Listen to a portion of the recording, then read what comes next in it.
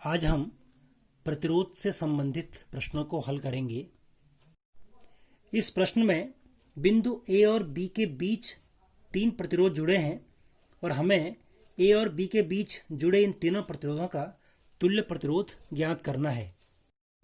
इस प्रश्न को हल करने के लिए सबसे पहले हम इन प्रतिरोधों का अलग अलग नाम दे देंगे। R1, R2 और R3 यानी कि तीन प्रतिरोध हैं R1, R2 और R3, जिसमें प्रत्येक प्रतिरोध का मान 4-4 ओम है। अब हम सबसे पहले देखिए यहाँ पर ये दो प्रतिरोध R2 और R3 किस क्रम में है कि दोनों समांतर क्रम में है। तो सबसे पहले हम R2 और R3 दो प्रतिरोधों का तुल्य प्रतिरोध ज्ञात करेंगे। यहाँ पे हम देख रहे हैं कि R2 और R3 समांतर क्रम में जुड़े हैं, तो हम कह सकते हैं कि यदि R2 और R3 का तुल्य प्रतिरोध R डैश हो, तो चूंकि R2 व R3 समांतर क्रम में जुड़े हैं, इसलिए हम कह सकते हैं कि 1/R dash is equal to 1/R2 plus 1/R3। ये सूत्र कैसे हमको प्राप्त हुआ? क्योंकि हम जानते हैं सूत्र होता है 1/R is equal to 1/R1 plus 1/R2, जो कि हमको मालूम है कि यदि दो प्रतिरोध समांतर क्रम में हो तो उनका तुल्य प्रतिरोध कितना होता है? 1/R होता है। तो इसी सूत्र से हमने ये निकाला 1/R dash is equal to 1/R2 plus 1/R3। अब हम यहाँ पे इनका मान रख देंगे, तो हम लिख सकते हैं कि 1/R is equal to 1/4 plus 1/4, क्योंकि इनका मान कितना है? 4 ओम है दोनों का मान। तो ये हो जाएगा आपका 1 प्लस 1/4 यानी कि 2/4 या 1/2। तो हम कह सकते हैं कि 1/R is equal to 1/2। 1/R is equal to कितना हो गया? इसको हम लिख देंगे R डैश, तो 1/R dash is equal to हो जाएगा आपका 1/2 या R dash is equal to हो जाएगा आपका 2 ओम। तो हम कह सकते हैं कि 4 ओम और 4 ओम जो दो प्रतिरोध समांतर क्रम में थे, उनका तुल्य प्रतिरोध कितना हो गया? 2 ओम। अब ये जो चित्र है ये कुछ इस प्रकार का रूप ले लेगा। R1 तो अपनी जगह पे R1 रहेगा, R1 का मान 4 ओम है, और R2 और R3 का तुल्य प्रतिरोध R डैश है और इसका मान कितना है? 2 ओम है, जो कि हमने अभी अभी प्राप्त किया है।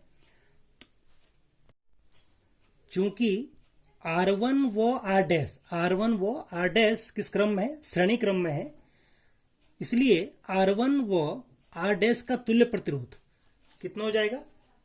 तुल्य प्रतिरोध R is equal to R1 plus R dash, R1 plus R dash, और R1 का मान है आपका 4 ओम, तो ये जाएगा 4 ओम प्लस R डैश का मान है 2 ओम, तो 4 प्लस 2 कितना हो गया? 6 ओम। तो हम कह सकते हैं कि R इज इक्वल टू 6 ओम। तो ए और बी के बीच इन तीन प्रतिरोधों का तुल्य प्रतिरोध कितना हो जाएगा? 6 ओम। प्रश्न नंबर 2 में बिंदु ए और सी के मध्य तुल्य प्रतिरोध ज्ञात करना है, जबकि 5 प्रतिरोध इस क्रम में जोड़े गए हैं। इस प्रकार के प्रश्नों को हल करने के लिए सबसे पहले हम क्या करेंगे कि प्रत्येक प्रतिरोध को एक नाम दे देंगे, जिससे कि हमको हल करने में आसानी होगी। तो ये R1 है, ये R2, R1, R2, R3, R4 और ये R5। तो हमने देखा कि एक चतुर्भुज है, चतुर्भुज की चारों भुजाओं पर 4 प्रतिरोध लगे हैं और उसके विकर्ण पर भी एक प्रतिरोध लगा है, और हमको बिंदु ए और सी के मध्य तुल्य प्रतिरोध ज्ञात करना है। इस प्रकार के प्रश्नों को हल करने के लिए सबसे पहले देखना होगा कि प्रतिरोध किस क्रम में जुड़े हैं। तो देखिए R1 और R2 श्रेणी क्रम में जुड़े हैं, यहाँ देखिए R3 और R4 भी श्रेणी क्रम में जुड़े हैं। तो सबसे पहले हम एक छोटे से हिस्से को सॉल्व करेंगे, तो हम कहेंगे R1 और R2 का तुल्य प्रतिरोध कितना होगा। चूंकि R1 व R2 श्रेणी क्रम में जुड़े हैं, इसलिए R1 व R2 का तुल्य प्रतिरोध, यदि हम ये माने कि R1 व R2 का तुल्य प्रतिरोध R डैश है, तो आर डैश इक्वल टू क्या हो जाएगा, श्रेणी क्रम का सूत्र क्या होता है, R1 प्लस R2। तो आर डैश इक्वल टू हो जाएगा R1 प्लस R2, और R1 का मान कितना है 9 ओम और R2 का मान है 5, तो हो जाएगा 9 धन 5 14 ओम। तो आर डैश कितना हो जाएगा, R dash is equal to 14 ohm. इसी प्रकार R3 व R4, देखिए R3 और R4 भी किस क्रम में जुड़े हैं, श्रेणी क्रम में जुड़े हैं, इसीलिए इनका तुल्य प्रतिरोध कितना हो जाएगा। तो यदि हम ये माने कि इन दोनों का तुल्य प्रतिरोध R डबल डैश है, तो R double dash equal to कितना हो जाएगा, R3 प्लस R4। R3 का मान कितना है 3 और ये कितना आपका 7, तो कितना हो जाएगा आपका 3 plus 7 is equal to 10 ohm, यानी कि R double dash is equal to 10 ohm. अब इस चित्र को हम इस प्रकार भी बना सकते हैं।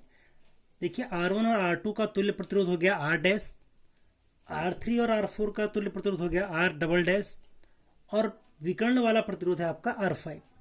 तो 14 ओम, 10 ओम और 10 ओम, ये तीनों प्रतिरोध किस क्रम में है, ये तीनों प्रतिरोध समांतर क्रम में है।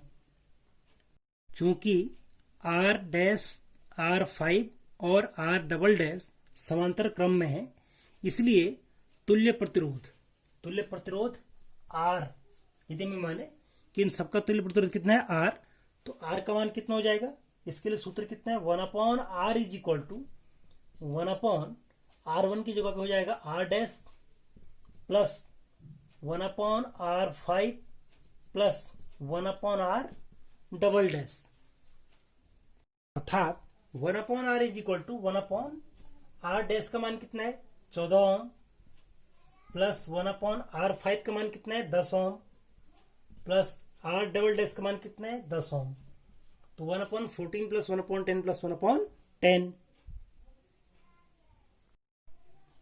और इसको हल करने पे हमें प्राप्त होगा 1/R इज इक्वल टू, इसका लॉस हो जाएगा आपका 70, और हो जाएगा आपका 5 प्लस 7 प्लस 7, यानी कि 1/R is equal to 19 plus 70, या R इज इक्वल टू 70/90 ओम, और इसका मान यदि आप भाग देंगे इसको, तो ये हो जाएगा आपका R is equal to 3.684 Om.